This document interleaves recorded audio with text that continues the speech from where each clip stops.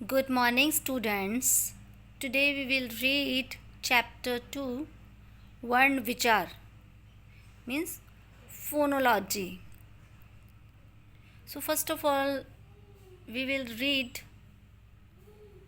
know about letter, वर्ण. वर्ण क्या होते हैं? वर्ण जो है भाषा की सबसे छोटी इकाई ध्वनि है. इसी के लिखित रूप को वर्ण कहते हैं, यानी कि जो लिखित रूप है वो वर्ण कहलाता है. वर्ण शब्द का प्रयोग ध्वनि और ध्वनि चिन्हों के लिए होता है. अब जैसे नीचे आप देखिए, इन चित्रों को देखिए. जैसे कबूतर, पुस्तक, सरस्वती, विद्यालय. तो ये जो वर्ड्स हैं ये वर्णों के मेल से बने हैं. ये 4 शब्द हैं. ये शब्द अनेक ध्वनियों से बने. आइए इन ध्वनियों को अलग अलग करते हैं. तो देखिए इनमें कौन कौन सी ध्वनियाँ हैं. जैसे कबूतर में क का साउंड है, और इसके साथ में क जो है इसमें छोटा आ भी ऐड है, क्योंकि जितने भी व्यंजन होते हैं सभी व्यंजन्स में अ जो है वो ऐड होता है. जब भी हम इनको अलग करके लिखेंगे, अगर कोई सिंगल वर्ण होगा, अगर उसमें कोई मात्रा नहीं होगी तो उसमें अ ऐड होगा. कबूतर, तो क में ब ऊ की मात्रा है, तो ब के नीचे हलंत, और उसमें ऊ की मात्रा है तो ऊ लगाएंगे. तो इसमें इतने सारी जो हैं ये ध्वनियाँ हैं.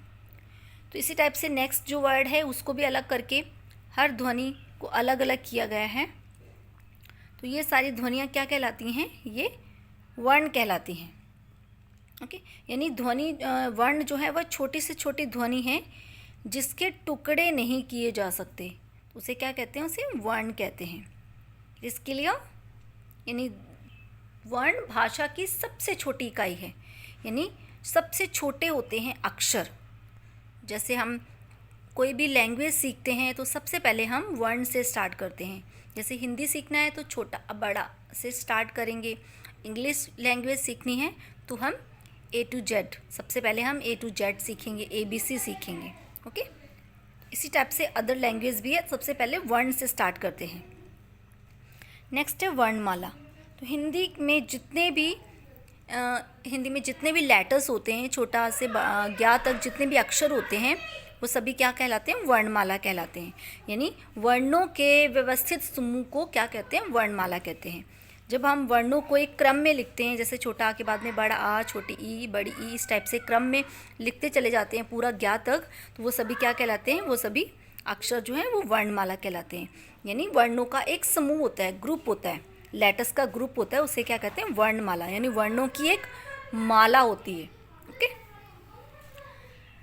तो नेक्स्ट है आपके व्यंजन.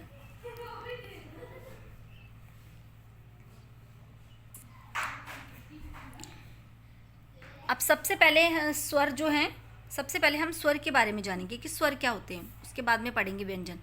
स्वर जो हैं जैसे छोटा आ, बड़ी ई, बड़ा आ, बड़ी ई, छोटी ई, बड़ी ई, छोटा ऊ, बड़ा ऊ, ऋण ए ओ, ये क्या है? ये आपके सारे स्वर हैं. इन्हें क्या कहेंगे? इन्हें हम स्वर कहते हैं. ये आपके 11 जो हैं 11 स्वर होते हैं. ठीक है, और इसमें अ की अपनी कोई मात्रा नहीं होती, लेकिन ये फिर भी स्वर में ही ऐड किया जाता है, क्योंकि ये व्यंजन में निहित रहता है और कोई भी व्यंजन इसके बिना इनकम्प्लीट होता है. अनुस्वार अंग की अपनी कोई मात्रा नहीं होती, क्योंकि ये व्यंजन में निहित रहता है. ठीक है, इसे अंग को क्या कहेंगे? अनुस्वार कहते हैं. और विसर्ग यानी जिसके पीछे 2 डॉट्स होते हैं उसे विसर्ग कहते हैं. ओके, अब हम पढ़ेंगे व्यंजन, कंसोनेंट्स. ये जो स्वर होते हैं ये वॉवल्स होते हैं, और ये व्यंजन ये कंसोनेंट्स. यानी क से पूरा नीचे श्र तक ये पूरे क्या हैं? फ तक ये पूरे क्या हैं? व्यंजन कहलाते हैं. जैसे क वाली लाइन को कहेंगे कवर्ग, च वाली लाइन को चवर्ग, ट वाली लाइन को टवर्ग, त वाली लाइन को तवर्ग, प वाली लाइन को पवर्ग. एंड अंतस्थ व्यंजन य, र, ल, व, ये अंतस्थ व्यंजन कहलाते हैं. ऊष्म व्यंजन श, हा, ये ऊष्म व्यंजन कहलाते हैं. संयुक्त व्यंजन होते हैं श, त्र, ज्ञ और श. तो ये संयुक्त व्यंजन, क्योंकि ये 2 अक्षरों के मेल से बने होते हैं. नेक्स्ट है आपके आगत वर्ण. आगत वर्ण कौन से होते हैं? जो हम किसी अदर लैंग्वेज से वर्ड शब्द लेते हैं वर्ण, जैसे कि अ, ज, फ, ये किससे लिए गए? अरबी फारसी भाषा से ये शब्द वर्ण लिए गए हैं। ठीक है, नेक्स्ट है आपके वर्णों के भेद। वर्णों के दो भेद होते हैं, आइए हम इनके डिटेल में इनको जानेंगे अब। तो सबसे पहले स्वर। स्वर क्या होते हैं? स्वर ऐसी ध्वनियाँ होती हैं जिनका उच्चारण करते समय जो वायु होती है वो हमारे गले में नहीं रुकती, सीधे बाहर आ जाती है। जैसे मैं आपको एक इनका उच्चारण करके बता रही हूँ। जैसे हम बोलेंगे छोटा आ बोलते हैं तो हमारे अंदर की जो वायु होती है, हवा होती है, वो सीधे अ के साथ में बाहर आ जाती है। बड़ा आ, छोटी ई, बड़ी ई, इस टाइप से आप बोल के देखिए। तो ये सभी क्या है, सभी लेटर्स में ऐसा ही होता है, वायु जो है वो अपने आप बाहर आ जाती है इनका उच्चारण करते समय। अब है ये जो अ वाला है, ये वाला अ है, इसका प्रयोग हम कब करते हैं? जब हम कोई भी इंग्लिश वर्ड को हिंदी में लिखते हैं। जैसे कॉलेज, कॉलेज को हमें हिंदी में लिखना है तो क के ऊपर इसी का जो चिन्ह लगा हुआ है, डॉक्टर, तो ये ऊपर चिन्ह लगाएंगे तब ये लिखा जाएगा डॉक्टर। तो ओ की मात्रा इसमें नहीं लगती है, लेकिन ओ का साउंड आता है। ओके, नेक्स्ट है आपके अंग और आहा को, ये आप ऑलरेडी पढ़ चुके हैं। अंग को अनुस्वार और आहा को विसर्ग कहा जाता है। ये हमेशा स्वर के बाद आते हैं, जैसे कंधा, गंगा, चंपक, और इनका प्रोनाउंस होता है, अंग का जो प्रोनाउंस हमेशा नाक से होता है। जब भी आप अंग बोलेंगे तो आपके नाक से साउंड आता है, और ये जो विसर्ग आह, इसका साउंड होता है ह के समान होता है। ओके, तो ये चीज़ आप देखेंगे।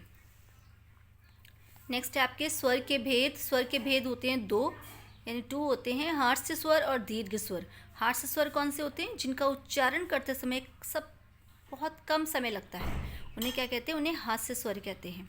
और जिनका उच्चारण करते समय दुगना समय लगता है, उन्हें दीर्घ स्वर कहते हैं। जैसे कि छोटा आ, छोटी ई, बड़ा ऊ, रीढ़, छोटा ऊ, रीढ़।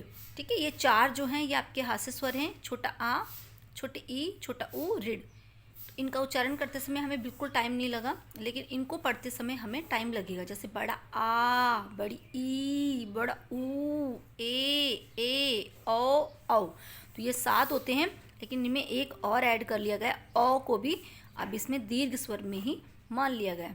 इनको थोड़ा सा खींच के बोलते हैं। तो ये आपके 8 जो हैं ये आपके दीर्घ स्वर हैं।